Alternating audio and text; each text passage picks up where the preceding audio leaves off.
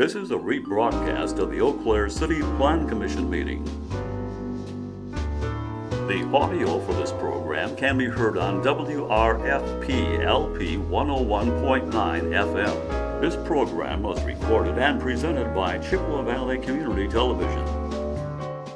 I'd like to call our Planning Commission meeting to order, and again thank all of you for joining us this evening. Again, if you have cell phones with you, if you would turn them off or to silent, it would be appreciated. Secondly, if you wish to speak or participate in the meeting tonight, if you would, on the back table there are some yellow forms. If you would fill those out and bring them up to Mr. Ivory here at the front desk. And then when you come up to the podium, if you would please introduce yourself and give us your address as well.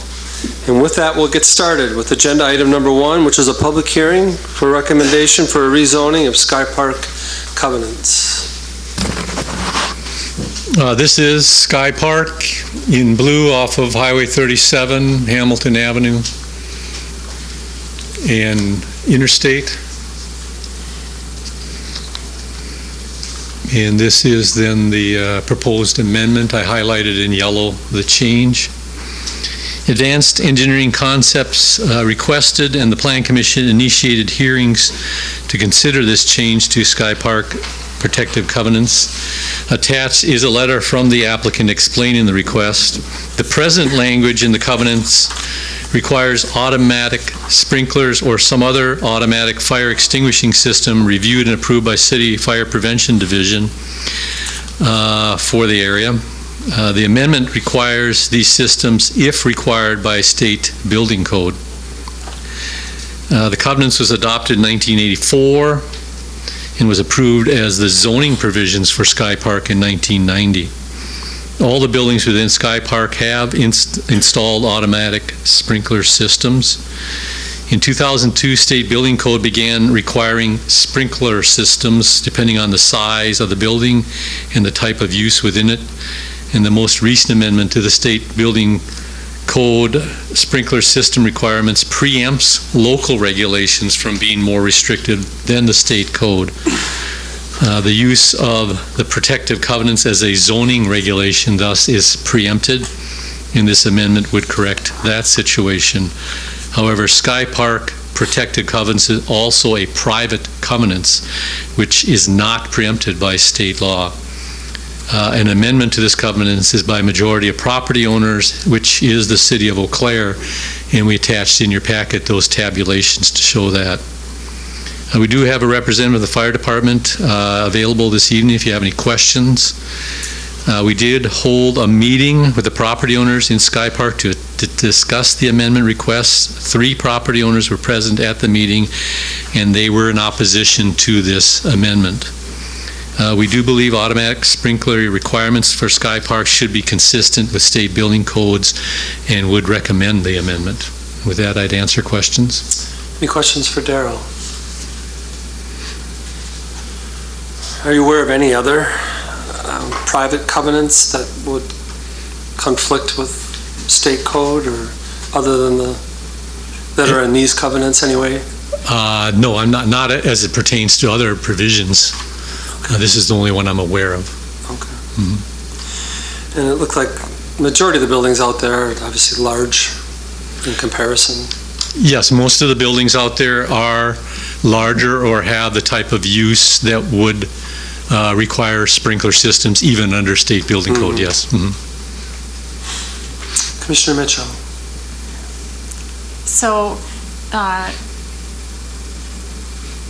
So if we make this change, then we follow the state building code.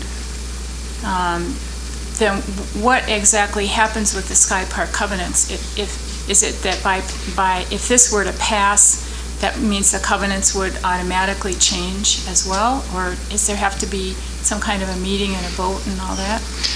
The ordinance as drafted both amends the zoning code, and down the bottom instructs city manager to file an appropriate document amending the covenants. Again, the City of Eau Claire, being a majority property owner, can do it on its own at this time. Sure. And Matt, did I understand that the fire department will, of course, abide by the law, but they would prefer that we keep the more restrictive situation, yet then it would be more restrictive than state law, and we can't do that.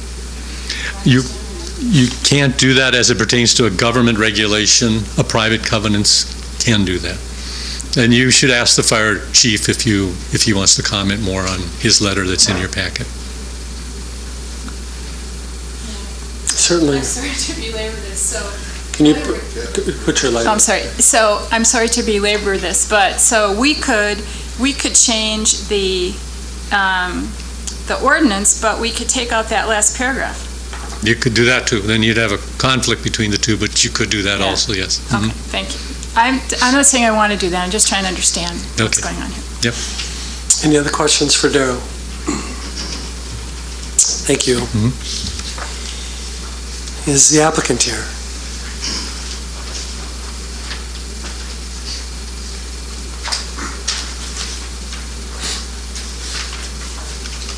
Good evening. I'm Pete Gartman with Advanced Engineering Concepts at 635 Fairfax Street in Altoona. Sean Bohan, Advanced Engineering Concepts, 1105 Elm Avenue, Menominee. We're here to get the covenants changed to be more adapt to the local, to adapt to the Unified Building Code. What it is we're a small firm, and the cost of the sprinkler system is outrageous now because of the changes to the code. We have a small 3,000 square foot building proposed for this Sky Park, and the cost is between $28,000 and $30,000 added on, which is about 10% of our budget. So we don't manufacture anything. We're an engineering company. The chances of a fire for us is almost impossible. And I guess what we're looking at is Sky Park has been started in 1982. It's not even, I would even say 35-40% built out since then. It's pretty much been dead. These covenants have been restrictive, restricting growth and future tenants within the park. We talked to the fire, one of the companies, one of the extinguishing companies, and they said, "Oh, we looked at this before for, I can't remember, it was some shoe place." Shoe company, yeah. Yeah, and they didn't go there because of the cost of the sprinkler system. They went elsewhere. I think this is going to happen time and time again in the city, at least in the Sky Park, if this doesn't get changed. You change the ordinance to allow for commercial use in that park in 2012, I believe, Darrell? Office use, which allows this type of use, but nobody's going to come there if they got to, pay out this extra money. They'd probably go somewhere else. So I guess that's where we're at. Were you at the meeting? Yes. Okay, and what was the consensus? I know that it sounded like they were in opposition, but was there much discussion, or was there any reasons why they were opposed to it, or? A lot of the comments just dealt with, they had to install one, and they Yeah. thought that everyone in Sky Park should end up having to have one since they installed one and had to pay the cost and everything.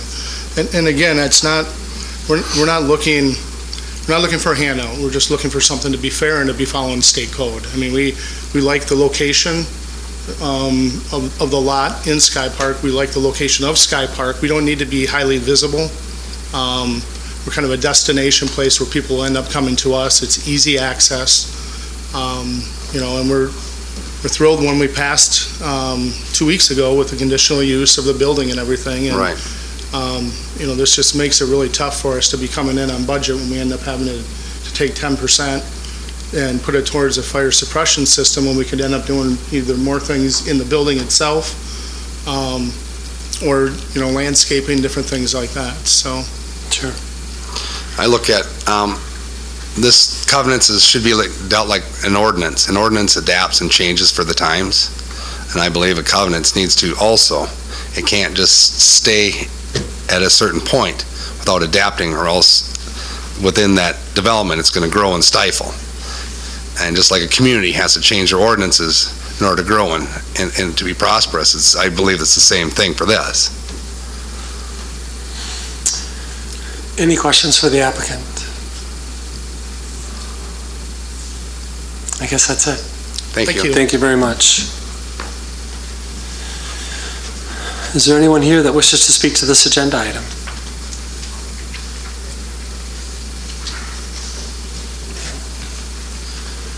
Good evening. I'm Steve Piltz, representative ownership group for Five Star Plastics in Sky Park Industrial Center. I've been asked from a couple of the people that couldn't make it here, tenants in the Sky Park as well, for opposition to this. Not just from the standpoint of everybody had to do it, so why not everybody had to do it? There have been a couple exceptions already with stick-built versus mason-built, or steel building construction versus concrete block. The protective covenants, not necessarily restrictive covenants, but protective covenants are there to protect both tenant and also those surrounding. And I think that was the major concern when we discussed it, was what happens when something happens to that building. There's other buildings right around there that are significantly larger than what this facility is, and maybe this one would be okay with it.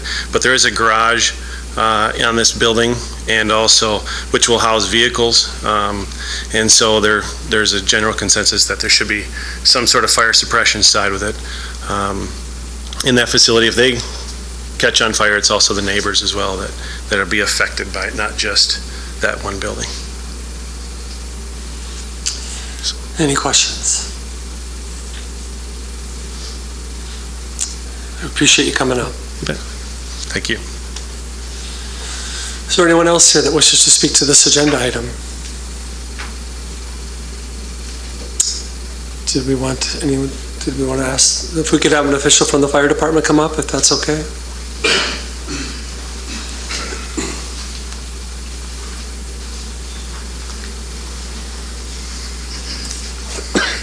Good evening. Good evening, Lyle Kerner, I'm the fire chief. Commissioner Mitchell. I have a question. So I was a little unclear in your letter, Chief. Are you suggesting that you would prefer that the covenants stay as they are, even though the state law has changed?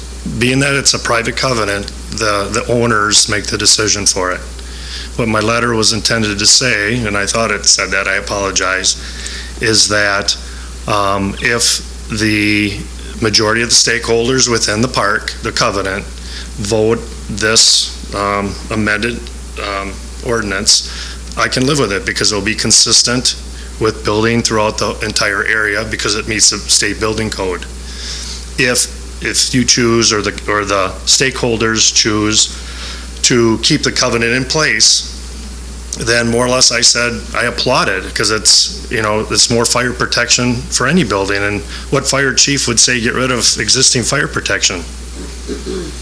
So I don't know if that answered your question, but it's, either way, if you amend it, it builds consistency without our entire community. If it stays the same, then everything within that covenant is highly fire protected. Commissioner Ebert. I have a question for you. Is there anything in Sky Park that would make it harder to fight a fire there than any other part of Eau Claire? No. Okay, thank you. Commissioner Peterson. What is your professional opinion if this new building were to not have the fire suppression system and were to catch fire, that there would be peril to adjoining buildings? Well, right now, it's designed within state building codes. It's got all the fire resistive materials that are needed within this, separation from the garage into the office space or the engineering space. There is currently, and I believe Daryl can help me on this, but there's no buildings next to it, and they have to be within, property line, we call them exposures. So really, there's no exposures to cause it. we've got a lot of buildings in the city of Eau Claire that are a lot closer, a lot larger, and not sprinkled. And one of our priorities is that exposure protection upon our arrival, if there was a fully involved fire. Okay, thank you. Any other questions? Appreciate you coming up. Is there anyone else here that wishes to speak to this agenda item? Again, I'll ask if there's anyone else here that wishes to speak to this agenda item. We'll close the public hearing portion of the meeting, looking for a motion to approve the change in Sky Park covenants and rezoning. So moved. I'll second. We have a motion and a second. Any discussion?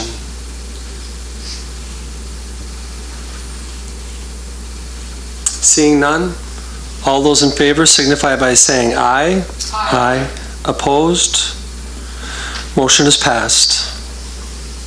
Agenda item number 2, for recommendation or another public hearing, subdivision code amendment.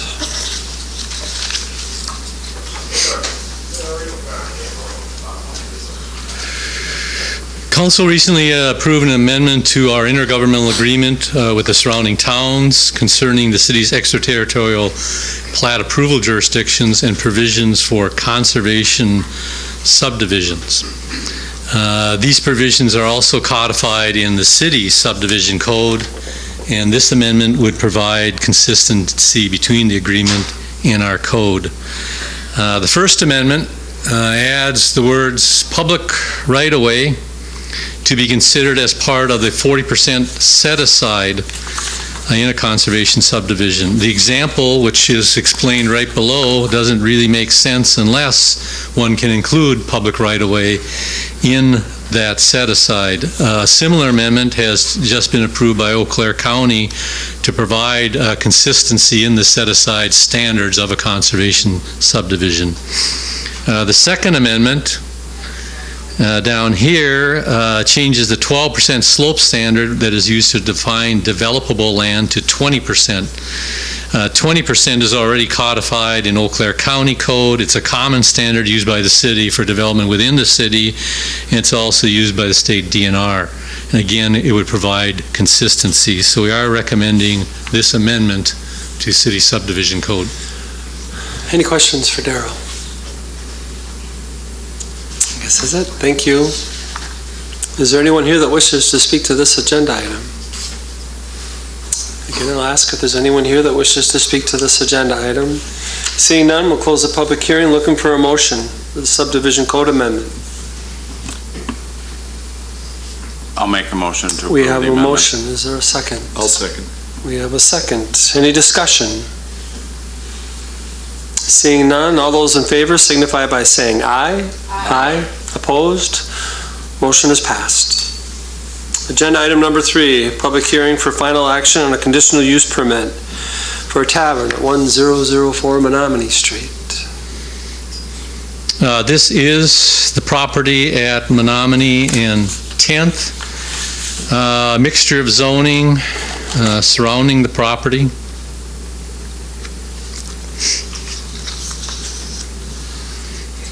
Aerial photo showing the existing building on the site. This Hobbs, former bus barn, dental clinic, apartment, bike and skate, and there are 2 residents across the road. This is the existing site plan, what's on the site now with the existing building. The parking lot that is in existence on former Menominee right-of-way. And there's also then a floor plan in your packet.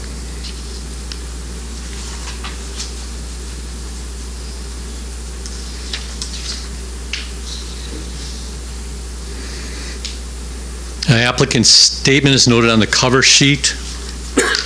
The applicant received approval of a site plan from the Plan Commission for a restaurant bar on this property last December, and we attached the staff report in your packet.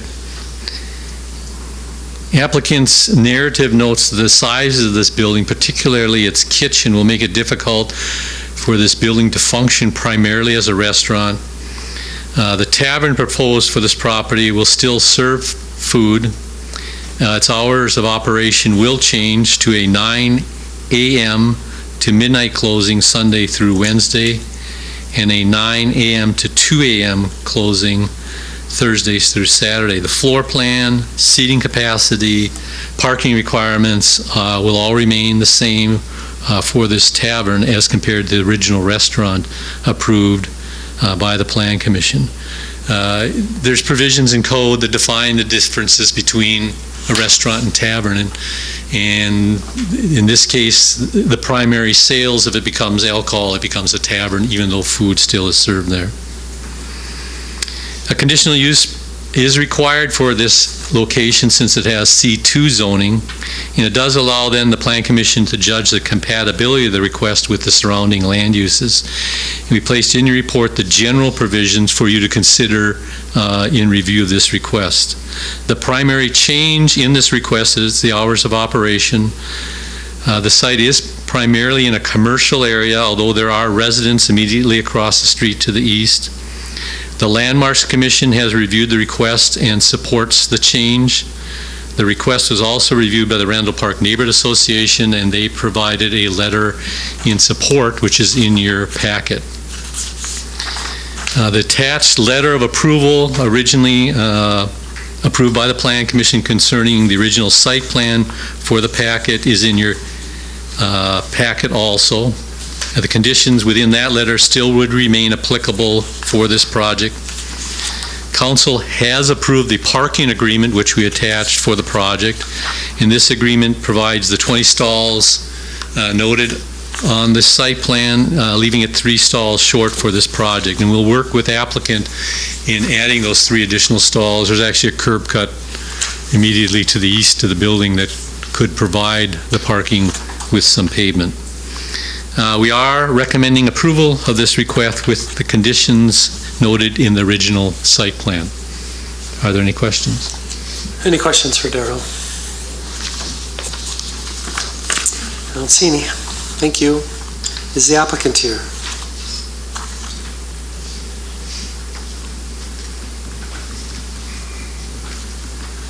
Good evening. Good evening. James Robecki, 3448 Trimble Street, Eau Claire, 54701. Anything you care to add, or any concerns or questions about the recommendations from staff? Nope.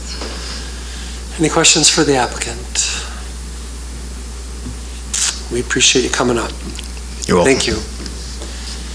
Is there anyone else here that wishes to speak to this agenda item?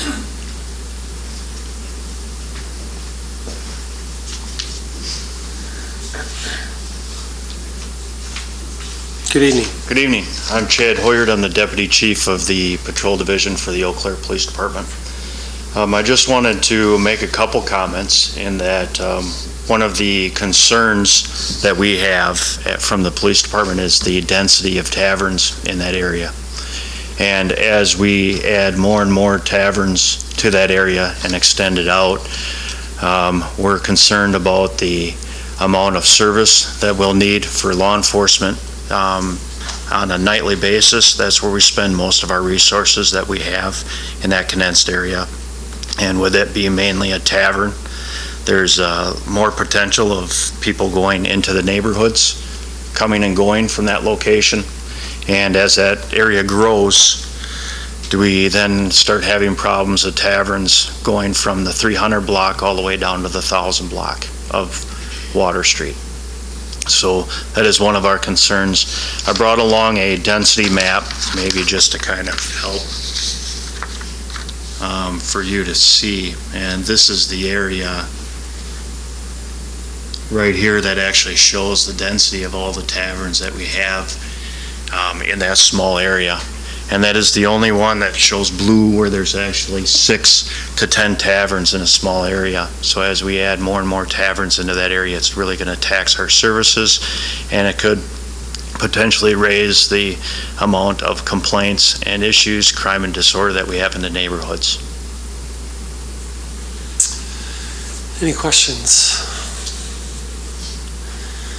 I'm certain that the applicant is looking at the future and the changes that are coming on Menominee Street with the potential additions with both the YMCA and the university. So will we probably see more development in that area? I'm guessing yes. Is that something that... Right, we've been trying to, over the years, changing the culture of alcohol. And when we first heard about this, it looked more like a restaurant where serving food was the main idea here, and then alcohol would be the second. But with a tavern, food is minimal and alcohol consumption is the main priority there. Right. So that's the concern that we have, and with the university looking to, that's the clientele, is you're going to have a lot of the college area people down there also, and coming and going, so. Okay, Commissioner Peterson. Can you blow up that area so we can see it better? Darryl, you're going to have to help me. So you gotta have to.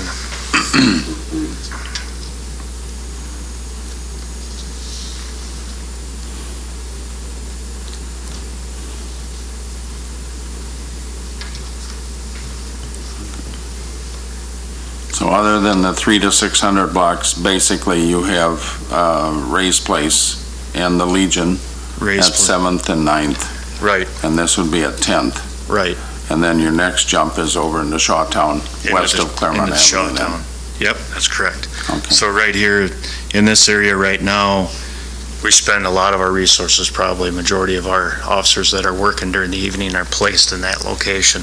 We've been trying to do some strategic things to allow us to get out into the neighborhoods, but as we add more taverns, that's going to take us to more pay attention to those taverns and pull us out of those different areas that we want to spend time in. Okay, thank you.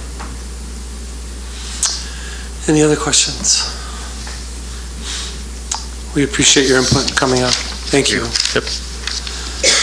Is there anyone else here that wishes to speak to this agenda item? Good evening. Lisa Kagizi, Health Department Director. Thanks for the opportunity to share a few thoughts with you.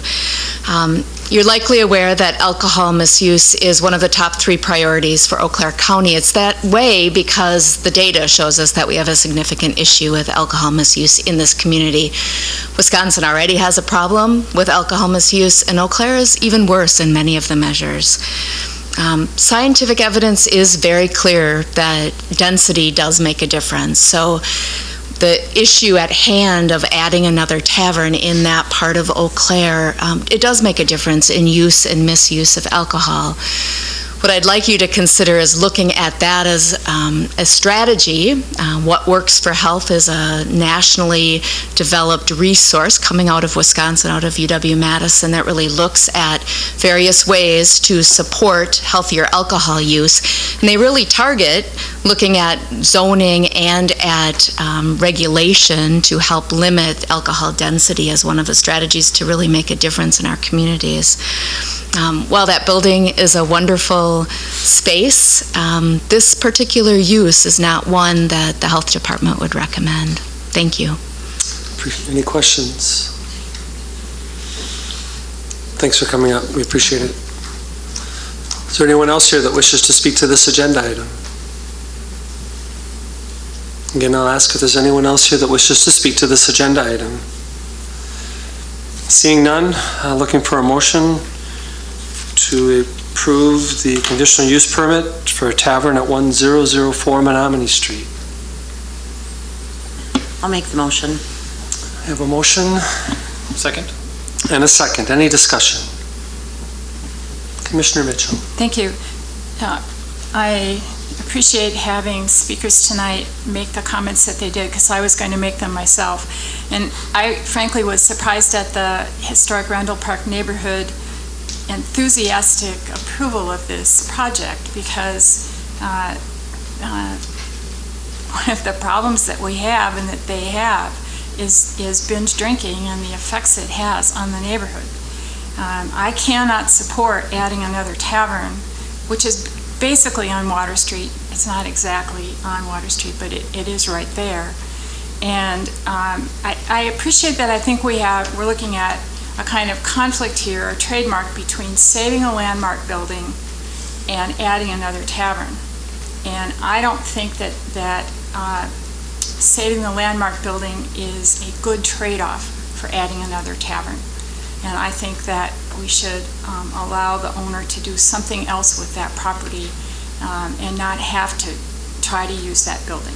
That's just my opinion. That, I guess, is an aside for what we're looking at tonight. But I think we're making a big mistake if we allow a tavern here and look at the prospect of extending taverns all the way down that street. And I can't support it. Commissioner Brendel. Yeah, I appreciate the comments by both our law enforcement representative as well as our health department representative, and it does give pause, and I tend to be in agreement. Another thing that I'm looking at is 3-4 years down the road where we have the new university arena and a very congested or very exciting situation, but we're also going to have a relatively small tavern that before some university basketball games, etc., could become extremely crowded and could lead itself towards some of the issues that were brought up today. So I'm going to join Commissioner Mitchell and oppose this amendment. Commissioner Ebert. I don't know how many of the rest of you can say that you lived on Water Street or lived right off Water Street, but I did for about 10 years. I was a little younger then. However, I don't see this as being a problem because of the physical distance between the taverns.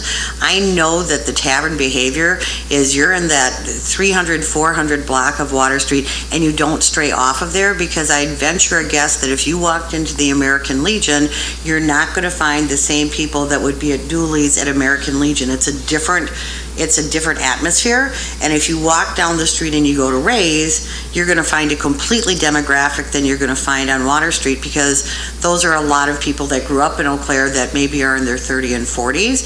So I don't know too many drunk kids that are going to walk all the way down to that other tavern.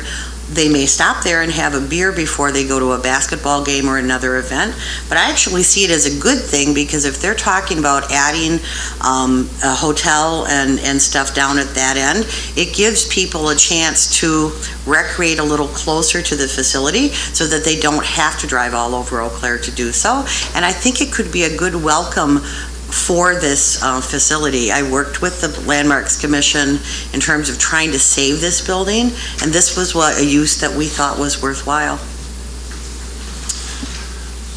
Any other comments? Yeah, I guess I would agree that I was a little surprised by the Randall Park's approval, just with obviously the same concerns that were brought up, that, you know, we continually are hearing about the issues that are going on in the neighborhoods after the bars are closing and after the kids are leaving Water Street and going back to their homes. And, you know, we have now passed some multi-unit properties in the 900 block on Chippewa Street that obviously, you know, again, we're trying to avoid kids leaving those late night establishments and coming back to their apartments and such. I think I agree with Commissioner Ebert, but I also think that it could still serve both purposes. It could be a restaurant and be a watering hole or a place to congregate, as I look at Ray's Place. I mean, they serve a lot of food at Ray's Place, and I think that's a big part of their draw as well. So, I mean, I welcome James and his business, and I think it'd be a great spot for it, and I think it'll be a successful spot, but I think it needs to be both. I think it needs to have that restaurant and bar feel. So, I guess I'm not going to support the conditional use permit. Any other comments? Seeing none, all those in favor of the conditional use permit signify by saying aye. Aye. Can I get a show of hands? 3. Those opposed, same sign. Aye. Motion is denied. Agenda item number 4, site plan for 1 4-unit and 1 6-unit apartment building on Chippewa Street.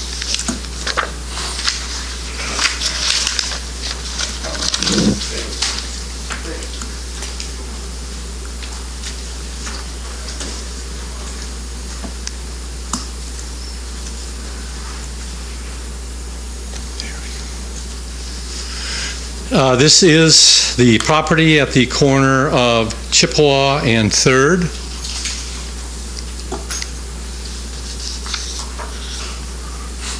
And this is then the revised site plan for the project showing the 4-unit building that has been approved by Plan Commission, and now a 6-unit building, which I'll explain. And you'll note they're still the same size.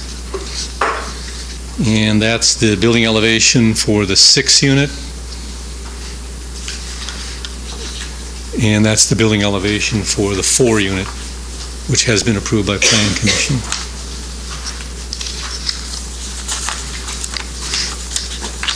This is an amendment. So again, we attached the original staff report and site plan for the project that was approved by the Plan Commission with a condition. Provide 6 copies of a revised site plan with no reduction for bike parking allowed.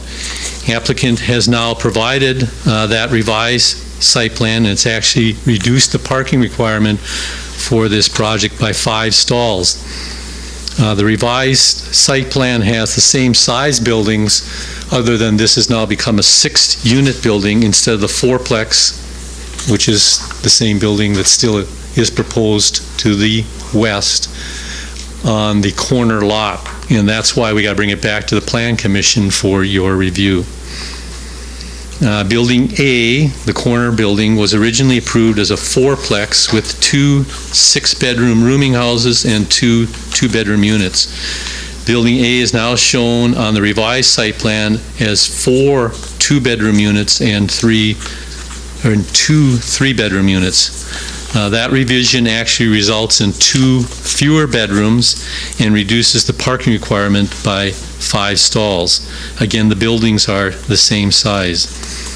The revision actually removes 2 rooming houses from the project and adds 2 and 3-bedroom units, which should broaden the market potential for the units. And we do believe applicant has provided an appropriate revision for the site plan that has reduced the parking requirement for the building as desired by the Plan Commission. We have recommended approval subject to conditions as applicable in the original report, and we did receive a letter from the Neighborhood Association and inserted it in your packet. Are there any questions? Any questions for Daryl?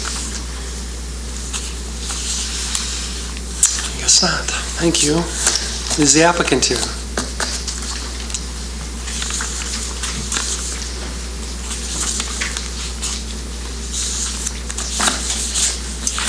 Good evening. Melissa Huggins from Urban Assets, representing JCAP Properties on this particular project. I just wanted to say a few words about this project, and I'm going to use this thing for the first time, so bear with me. See if I can do it. So I think I actually strongly encouraged JCAP Properties to look at mixing up the unit types, because I think this really opens up the opportunity for different tenants. You're not going to get any young professionals in a building that has rooming houses, but you might get a couple of young professionals in those 2 bedrooms. So this is, I think, helping to move, the Chippewa Street in the right direction. So I think that there are a lot of benefits to this project, primarily the redevelopment of dilapidated housing. It keeps the multifamily housing where the neighborhood plan and the zoning code ask for it to be. And as we just discussed, it provides opportunities for non-student residents. I also think the street canopy is very, very important. I did want to, we got quite a turnout last Plan Commission when I was here from the neighborhood, and I think that's very, very important. And so I wanted to make sure that we addressed directly everyone's comments. Ken Zier asked, was worried about the rooming houses, so this project now has removed 2 rooming houses. Mark Gideonson was concerned about the parking issues and a number of people living within the structures. We now have fewer residents and more parking than we actually need. And then finally, Caroline Irgens, I hope I said that right, we had concerns about the lack of diversity of buildings, saying, why are we just doing fourplexes? Why don't we shake it up a little bit? And I think we've accomplished that. So I think that this is a really good project. In addition, one of the concerns, which doesn't show up in the minutes, but I took down in my notes, was the idea of activating Third Avenue. And now there are porches and entrances on that site. So it's a two-sided building, so it's active. I would like to, I don't know if you've had a chance to look at the letter from the Historic Randall Park Neighborhood Association, but I would like to address that because there's some things that they raise that have implications for this area. Okay. Right there.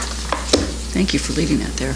So according to the neighborhood plan, everything in gray is the residential mixed neighborhood. In their letter, they state that is mixed use, but in fact, when you look at the zoning code, it really is about having a variety of housing types, all the way from single family to moderately dense development. And as you contemplate the growth and development of Water Street, the greater density that you could have there is only going to make that a stronger commercial district. So I think that is important.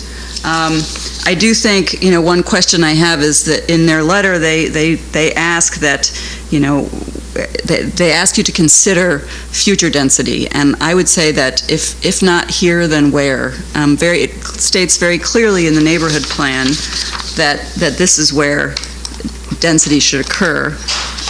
And so I'm hoping that as JCAP Properties moves forward, so under number 10, the bottom here, is about maintaining the existing boundaries of the RM and R2 zoning districts throughout the neighborhood, the idea being that density would occur in the RM districts, and I think that that's appropriate, and we would hope that we could continue to move forward with that.